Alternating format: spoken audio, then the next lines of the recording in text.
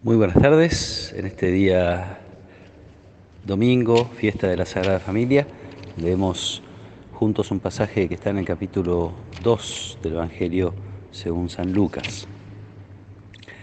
Cuando llegó el día fijado por la ley de Moisés para la purificación de ellos, llevaron al niño a Jerusalén para presentarlo al Señor, como está escrito en la ley: todo varón primogénito será consagrado al Señor.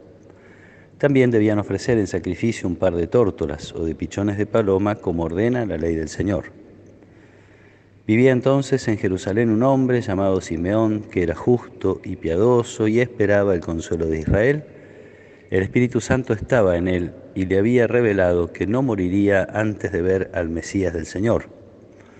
Conducido por el mismo Espíritu, fue al templo, y cuando los padres de Jesús llevaron al niño para cumplir con él las prescripciones de la ley, Simeón lo tomó en sus brazos y alabó a Dios diciendo: Ahora, Señor, puedes dejar que tu servidor muera en paz, como lo has prometido, porque mis ojos han visto la salvación que preparaste delante de todos los pueblos, luz para iluminar a las naciones paganas y gloria de tu pueblo Israel.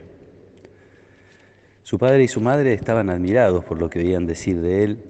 Simeón, después de bendecirlos, dijo a María, la madre: Este niño será causa de caída y de elevación para muchos en Israel, será signo de contradicción, y a ti misma una espada te atravesará el corazón.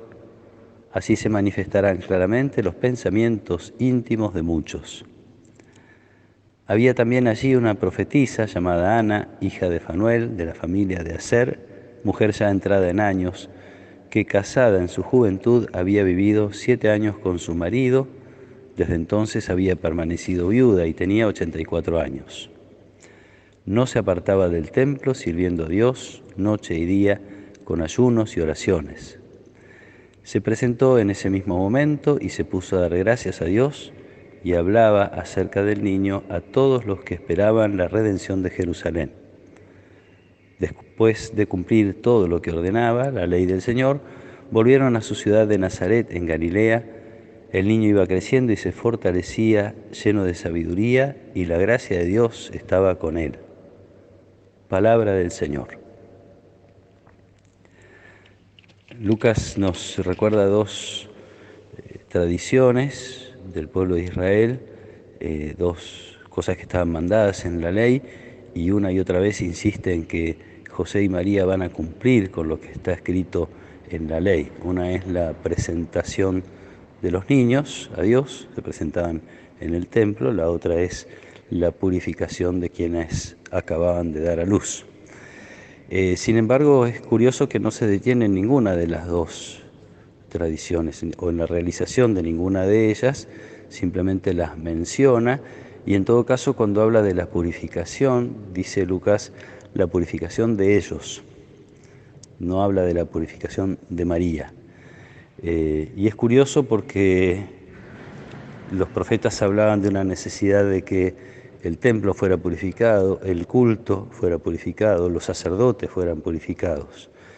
¿Y cuál sería la impureza de la que los profetas esperan que el pueblo de Israel sea sanado? La impureza de la incoherencia. Los profetas anuncian a un pueblo el nombre de Dios, a un pueblo que alaba a Dios con sus labios, pero que su corazón está lejos de Dios. Entonces la purificación del culto tiene que ver sobre todo con la coherencia de la vida en función de ese culto. Lo que hay que purificar es la relación con Dios. María, que dijo sí a Dios y permaneció fiel.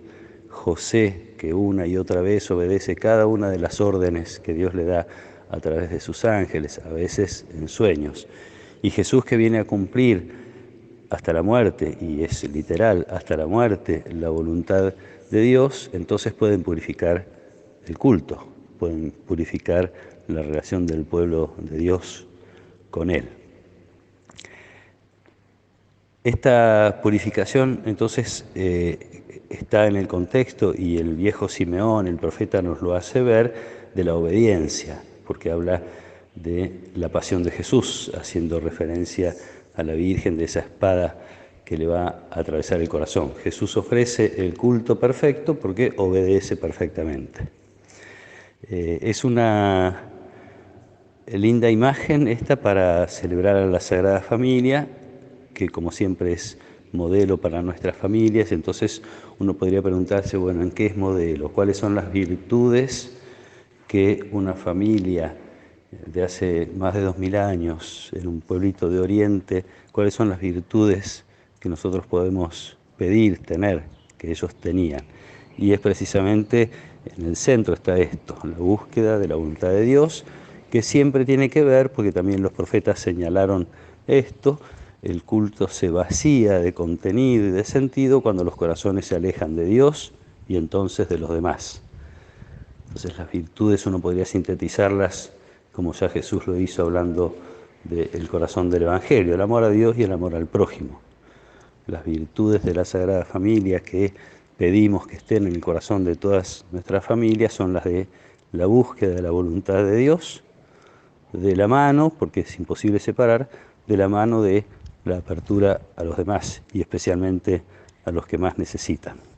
Este es el culto agradable a Dios. Uno podría decir, tanto entonces, cuando San José y María presentan al niño, se purifica el culto, como hoy el culto puro, el culto sano, no es tanto aquel en el cual todas las cosas están prolijas y en su lugar, sino aquel en el que participan las personas que buscan en lo cotidiano la voluntad de Dios y el bien de los demás.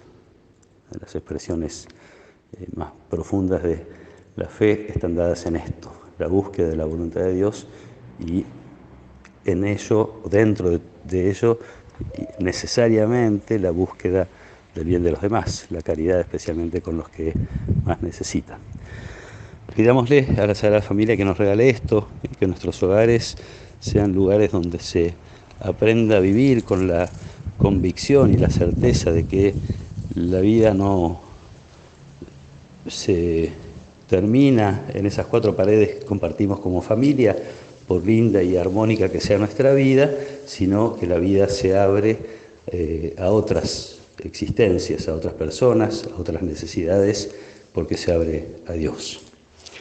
Que el Señor los acompañe en esta tarde, los proteja y los bendiga, en el nombre del Padre, y del Hijo, y del Espíritu Santo. Amén.